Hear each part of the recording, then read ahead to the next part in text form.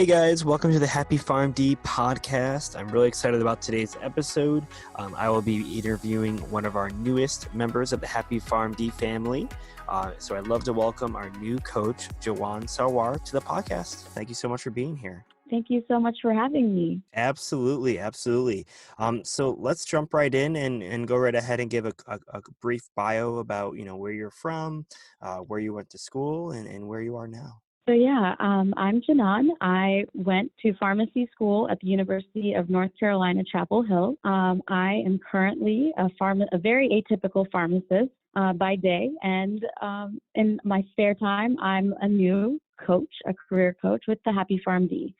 I was born and raised in Clarksville, Tennessee. Kind of made my way to the University of Tennessee in Knoxville, Tennessee for my undergrad, where I got a biochemistry undergraduate degree. And then, as I mentioned, went to Chapel Hill, North Carolina for pharmacy school. I did a fellowship, which I can tell you a little bit more about later, and then ended up moving from North Carolina to the DC area. And I worked with an association, the American Pharmacists Association. I've been there for the past 6.5 years.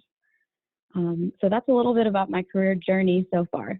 And like you said, that's a very unique position that you're in currently. Do you mind kind of giving a little more details of what exactly you do in that role? Absolutely. So, I'll tell you the truth. The way I kind of made my journey here is basically it's a culmination of coaches, unofficial coaches, and mentoring that kind of brought me to where I am. I started off in my position in content development related to what a pharmacist can do to help create content. So where I am at the American Pharmacists Association is I am currently the senior director of the books and digital publishing department. And, I guess to tell you the story of how I got here, it kind of goes back to why pharmacy in general. So let me kind of share a story. Back when I was an undergrad at the University of Tennessee, I actually started out in biomedical engineering, honestly kind of thinking of it as a potential route to medical school. And I'll say I'm heavily influenced by both of my parents. My mother actually went to medical school in Bangladesh, where both of my parents are from. And my father was an engineer, and he actually ended up being an engineering professor. And he is an engineering professor to this day at a university in the state of Tennessee. So I kind of always wanted to see how can I combine something in academia, something in healthcare. And so I thought maybe I can do something with biomedical engineering. After my first year in undergrad, I realized quite quickly that engineering was not quite my cup of tea. So I kind of transitioned into the biomedical field. But believe it or not, one day in my sophomore year, actually, I was in my dorm, had a pretty high fever. My roommates, checked my temperature. It was over 102, 103 degrees for quite a while. So we were like, oh gosh, I need to go to the hospital or go to the ER or something. Mind you, this is in the middle of the night. And none of my roommates at the time had a car, and because we lived in a dorm, really hard to find parking at that university. So there's a fun escapade where I actually have a story of where I rode a police car to transport me to the ER. Once I got to the ER, they prescribed me a Z-Pak. Didn't think much of it. Took one of the pills, and the next day I woke up and I actually was unrecognizable to myself because I guess I was having a really bad drug reaction. But I was in organic chemistry, biology, a lot of hard classes, had exams that week, midterm week. I took one of my exams, and then pretty much my parents picked me up and I ended up having to go to the ICU for a couple of weeks because I was having a very bad drug reaction. Because of that, I actually recovered, but it was kind of almost like a Stevens-Johnson syndrome, like drug reaction to the azithromycin. And so that actually got me pretty interested in medicine. So that, you can kind of imagine where pharmacy came through. But even more so the following summer when I had to catch up to those classes that I missed, like in organic chemistry, et cetera. That was my first experience with coaching. The professor who I was going to with organic, he actually introduced me to a very well-rounded pharmacist at the University of Tennessee, who was actually working in the pharmacology department at University of Tennessee that has this like basic connection with the veterinary medicine department. And, my professor, the organic chemistry professor said, Janan, what is it that you truly want, in your life, as far as your career, you're talented, you're good at what you do, you have a lot of unique and creative skills. What is it that you want? And so I told him that, ideally I'd want a position where, I could help people, I could balance pharmacy, balance my job, balance family, balance career, and do something that's creative and helping people. And so he said, yeah, meet my friend, that person that worked at the, in the veterinary medicine department. And, she told me about pharmacy. That was the real first introduction I had. She had such a unique position in which they were actually doing research and development in a lab on creating medications for exotic animals, creating things for, animals that lived in the New York Zoo to help treat diabetes and things like that. So anyway, I thought that was really interesting, not a traditional pharmacy role. So it was then back during my undergraduate career that I started shadowing pharmacists in different careers. I joined the pre-pharmacy club at the university, and I started a job at a community pharmacy and paved my way to going into pharmacy school. I think all of those unique experiences kind of helped me in school. And then, kind of to add on to that, when I say creative and enjoying being creative, I always was into technology, into photography, into creating websites, kind of did that. I was always kind of the historian, something like that, in all the different clubs in undergrad. And so when I went to pharmacy school, and as I mentioned, at the University of North Carolina, I kind of continued that kind of interesting creative stuff. So I did a side business in photography. I made I had this, it was called Janan Photography, took photos of my friends and colleagues to basically buy more equipment, like photography gear and things like that. So, that's, kind of how I got within pharmacy school. And then when I was deciding, okay, what next? As I continued in a community pharmacy while I worked in pharmacy school, I really had to make that decision of how do I actually do what I said I wanted to do, balance career, balance, an eventual family I wanted to have, incorporate the creativity, the helping people, really liked academia. So I actually really worked with a lot of my pharmacist coaches. I would say they were my professors. I had mentors, and they kind of convinced me to do something that's really unique, which is a fellowship that I did that I mentioned before. Do you mind if I share a little bit about that fellowship? Please chime right in. Yeah, go right in. I would love to hear more about it. Absolutely. And I'm sure other people who are even in their current roles and they're not really, possibly thinking that they may want to go back and do a residency or fellowship, I think that would be super helpful to hear about. Absolutely. Great. Yeah. So, I will plug right now that there are several residencies and fellowships in association management or, in academia, and it really doesn't matter where in your career you are. And that's kind of why I wanted to share this, because my story is very unique, and, you'll hear things kind of really just kind of fell into place. I was in the right place at the right time, I like to say. But, if anybody listening is interested in this kind of unique path where I am in an association, and more so, I'm actually currently a publisher. I didn't even mention that. But if you're interested, kind of listen to how I took my journey, but also be aware that, a career coach can kind of help you position yourself to find something like I did. The journey I took to get here is not that typical journey, but, again, I took that chance on a very unique fellowship that one of my professors said, "Hey, Janan, I know you're really thinking of what to do next." The options I had on the table prior to my professor was, okay, maybe I can go and do a community pharmacy. I had experience in community pharmacy. So I can do a community residency, and that's really concentrated. The first year, typically, you're doing a lot of community work. I had an entrepreneurial spirit because of my Janan photography that I mentioned. So I thought maybe I could do that. In my second year, a lot of people who do community residencies end up doing an academic residency or academic fellowship portion.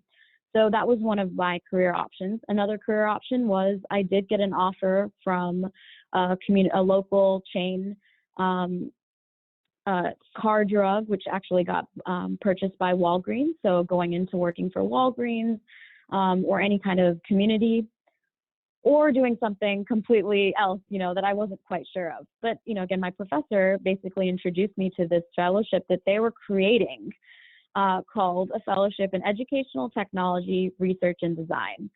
And my role, which I ended up accepting, cut to the chase, I did take that opportunity because it just sounded so unique, not quite knowing where I would go after that. But my role in that fellowship would have been, or was, to create really optimal learning experiences for the students that were going to go through the PharmD curriculum moving forward using educational technology. So what that really meant is that I was this kind of liaison. I had my PharmD. I worked with this group of instructional designers, programmers, graphic designers that existed at the University of North Carolina, Eshelman School of Pharmacy, to basically work on creating scripts, to help learn and help work on programming, creating animations, videography, and interactive websites, and all of this to have different forms of multimedia for those UNC pharmacy schools. And, again, right place, right time. As my fellowship was ending and I'm thinking, okay, where can I go from here? I have these great skills that I learned in that year, and I helped create a lot of exciting, cool things. I was thinking, where do I go now? I can go a lot of places, but they should probably have a programmer, instructional designer, et cetera, because I learned a little bit of a lot, but not necessarily could do all of those things. So again, this is the beauty of, I would say, networking, mentoring, and, again, informal coaching. Another professor and mentor was on an advisory board where she heard about an association that was basically looking to hire someone in a full-time position where they needed a person that had a PharmD and experience in educational technology. I can't make it up. And so, again, really lucky. I applied for that job, and, kind of the rest is history, in which my association role took what I did at UNC and applied it, again, very beautifully and in a fun way on a national level, where I've used similar skills, and expanded my knowledge in learning theory and things to create resources and content for pharmacist students and technicians. So that's, a very long-winded way to kind of tell you what I started off at an association doing: content development, content creation. And, as I mentioned, I've been there for over 6 years now. And, in a very beautiful way, I've been able to kind of move up. Started off in that kind of an associate director position, and kind of advising on content very much relevant to pharmacists. And then, my skills have become more transferable. And, my previous boss actually retired. And through different transitions and everything, I have now become kind of the head of that department, in which, I call myself a publisher, an STM publisher, science, technology, math, but really mostly in pharmacy, but, really helping develop unique, innovative things. I know that was awesome. I love that introduction. And I was gonna ask you what you specifically meant by the publisher title. Like what is like an example that you specifically have done, I guess, under that title or role? Yeah. So, I can even say that a little bit about the job is that, it's no day is the same. And what I do as a publisher is that we're literally publishing books. So there's textbooks that the association has published. At the association, we have, from start to finish, we actually start with content acquisition, which means you find the expert. So maybe one of you listening, if you're a pharmacist, you have a skill or a talent or subject matter expertise. You find that subject matter expertise and expert, work with them, develop content, whether it's something that's as simple as something that we could put on a website, or something that's as big as a textbook or a workbook or a resource. We actually publish. And so I've now helped do portfolio management, project management, and people management. We have a small team, but we work together to create that. So, again, if someone's listening and they're thinking, that is so not pharmacy, how did you get there?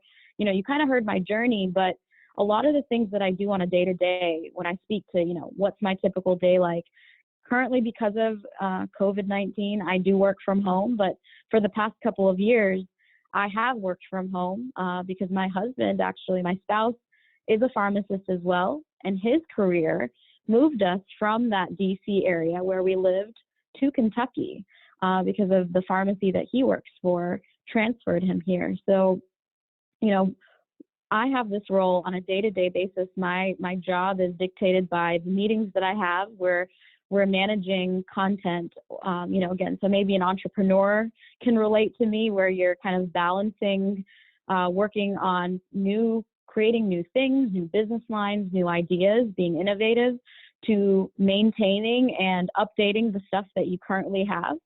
And then to kind of really managing, what do you do with the stuff that you do have, things that aren't selling, things that need to be updated and repurposed and things like that. And then, kind of that project management side that a lot of pharmacists, we have it in us.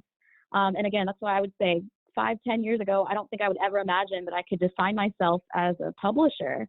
But, the skills that a pharmacist has related to, maybe being super organized or, having that mentality of, making sure that things are in order and correct and, really the accuracy of information, because we're helping create content and resources that are used by other pharmacists. So, no matter where my career takes me, whether it continues at an association or, creating a new business or, working somewhere else where I can say, okay, I've done all of these things and helped create content. I could work with others and help them create as well. So, again, I hope I serve as some sort of inspiration that you don't have to necessarily work with medicine, but on a daily basis, I'm the type of content that I've been involved in, starting from things like medication errors or non-prescription drugs. We're working on content related to medical cannabis and entrepreneurship, and even maybe careers. There's a huge huge variety of content and people. That's the best part.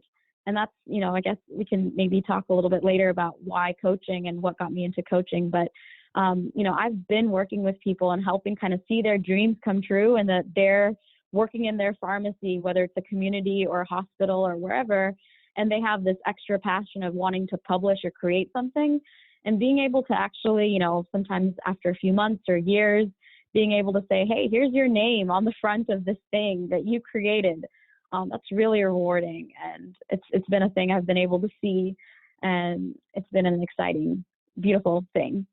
No, I think that's such a unique role, and I feel like a lot of people listening are also probably like, I'm sure there's a good amount of people who are like, wow, this sounds like something I could do. You are right, like it doesn't sound like traditional pharmacy, right? I mean, it's definitely Yeah. a very unique niche, but I feel like you also have a big part in pharmacy, even though it's not what comes to mind is traditional pharmacy, right?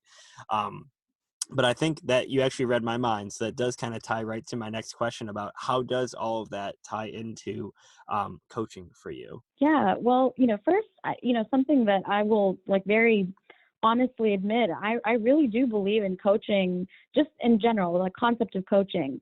You know, something I didn't mention is my home life. I have 3 little ones.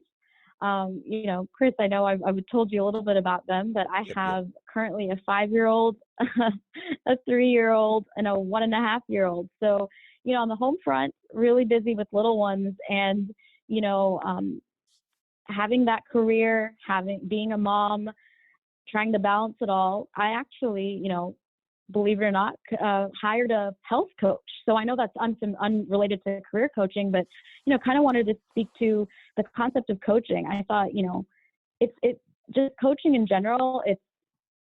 It's finding a way to get an investment in yourself. You know, so for what health coaching meant for me is I just needed someone to kind of remind me and help me, you know, in all aspects of my life, you know, related to maybe mental health, physical health, diet, you know, just someone to kind of advise and, you know, actually not advise, you know, be a sounding board and remind me about me. So, you know, again, I believe in coaching and that aspect of coaching so much. I've gone back to, you know, the pre-baby me. So I, you know, again, really love coaching in that aspect. I mentioned I have an entrepreneurial spirit. I have had business coaching. Haven't really created the ideal business because I've been, you know, kind of working on so many different things, but I have had business coaching. I'm in a business coaching group. And, you know, that also, while I've been in that mindset, that's kind of how I came across the Happy PharmD and Alex Barker and, you know, just this whole idea of career coaching, you know, to really say that I thought, wow, this is such a cool field. And I was so excited to have the opportunity to become a coach. I'm so thankful, you know, to be able to help others and basically really identify what brings these pharmacists that either may be burned out or maybe currently happy and okay with their career, but really to get them to the level to excite them to say, I am excited to go into work, because I really do feel that's where I am now, especially now that I'm, you know, a career coach as well, because, you know, as I mentioned, my typical day is, you know, different every day for me, and dictated by the publishing schedule and what's coming out. But as a career coach, I'm able to help people, you know, kind of really identify where they want to go in life. And, you know, I actually have another story about an anecdote, if I will. What do you think about me sharing? Absolutely. Please go right ahead. Go right ahead. Okay, so it's going to take some active participation. I'm going to ask you a couple of questions, actually. And this, again, this is very informal. It's not research based. It's not not necessarily scientific. But I will ask you, and I don't know how much you know about Alzheimer's, but this is a question about Alzheimer's disease and why I think career coaching is so important. So maybe that's a clue. So my question for you is, what type of personal memory do you think is most frequently remembered by a patient that has Alzheimer's? And I can give you a clue if you need, like, do you think it's something about their childhood, their pet, their spouse? Like what, you know, it's Yeah, like, I what was gonna go thing would with you say? I was probably gonna go something with more either childhood or something with like their kids, or if they had kids. That's a really good answer. And I would say that's an answer for many, especially if the person you were talking to, for example, was a woman who had, you know, 6 or 8 kids or something. And I'll say why. The answer is, the true answer, again, this is an anecdote, but my answer is from the people that I've met. Because another thing I used to do in my youth actually was a lot of volunteering at nursing homes. So I would speak to a lot of people, and most often that answer was what they spent their life doing, their career. Okay. And for that mom, you know, that I mentioned that had 6 or 8 kids or whatever, she raised those kids. Maybe she didn't have another job, or maybe she did, but her most fulfilling and most important career was being a mother. So, again, to get a little scientific, the best explanation of all of that, of why she remembered her kids, is that, Alzheimer's is scientifically, it does typically affect your most recent memories, and it kind of debilitates your retention of new information. But the memory of what you do basically becomes who you are. And, that memory of that, being that defines who you are. So just kind of think of my introduction or all the other podcasts that other people have listened to with the Happy PharmD. You start with an introduction and you go right into what you do. It's an extension of yourself. So people listening and people thinking about career coaching, that's why I think it's so important to me to help someone find out what they're passionate about, because it becomes your identity, and if I can help you identify the best career for you, even if you're in a mediocre position or you're in a bad position, it is, I think, the investment and my state of mind for coaching is, of course, career coaches can help you with career planning, interviewing, negotiation, all of those things. But really more so, it's how to help you truly identify how to apply your skills, your unique skills, in a way that, can really help you find a fulfilling career, so that, not that I hope none of us get Alzheimer's, but, again, to relate that I hope who you are really becomes something that's a joy for you, in addition to, what you do and your family and all of that. And I really truly consider it as an extension of who I am. No, I love that. That was and also I think that's like a great connection as well, and that really is your identity. And in terms of, as we wrap up here, for people who are maybe on the fence to go to coaching, and of course you've done multiple different spectrums of coaching along health, business, and also now getting involved in career coaching for pharmacists. What would your advice be for anyone who's kind of like, on the fence, ambivalent about doing it, maybe not sure if it's right for them? What would you say to someone like that? Yeah, I would say, I think you can definitely get all of these skills on your own. You can read several books, you can listen to podcasts, you can, find the resources to get coaching. But if you're a pharmacist and you're truly trying to find a pharmacy position or even a unique pharmacy position, that's what the Happy PharmD team can help you with. Because, if you've listened to other podcasts or you listen to this one, I'm a unique individual. Everyone on the team has this unique offering that we can support you with. But in addition to that, pharmacy career coaching is a relatively new thing, so yes, there's career coaching out there, but to get this networking, to get these, ideas and inspiration, I would say the Happy PharmD is one of the best. It is the best place to go. So, again, if you're curious, jump on a call, ask, for, who can help you, and kind of share what your passion is, because I'm sure there's someone that can help you really get those strengths and talents and help you, even if it's a side hustle, to get you into something that just really truly brings you joy. So I hope you all try it and check it out. Absolutely. No, I love that. And if anyone wants to reach out to you specifically, how can they do that? If they have any questions about what you currently do with your unique role that we discussed today, how would they get in touch with you? Oh, absolutely. My profile is on the Happy Pharmacist. If you don't mind sharing the website, I know that we are all linked. All coaches have profiles that are linked from the website. And then, you can contact me, and I'd be happy to speak to any of you that have any interest. And, again, they're not just at the American Pharmacists Association, but several associations have fellowship, residency opportunities, as well as volunteer opportunities, writing, authoring, speaking, you name it. So, put yourself out there. You might find something that can really, truly help you expand your career. Awesome. Janan, thank you so much for joining me today. It was a blast. I really appreciate you taking the time to join us today. Thank you so much. Thank you. Take care. Hey guys, thank you again so much for joining me today on the Happy PharmD podcast. I hope you got a lot of useful and valuable information from today's interview with one of our newest Happy PharmD members, our career coach, Janan Sarwar. Also, please reach out to her or anyone at the Happy PharmD if you had any specific questions, especially regarding her career path and what she currently does. in her pharmacy role, or also if you had any questions about coaching or what the Happy PharmD has to offer, please feel free to reach out to us with any questions or concerns. Thank you so much again for joining us today, and we'll see you on the next episode.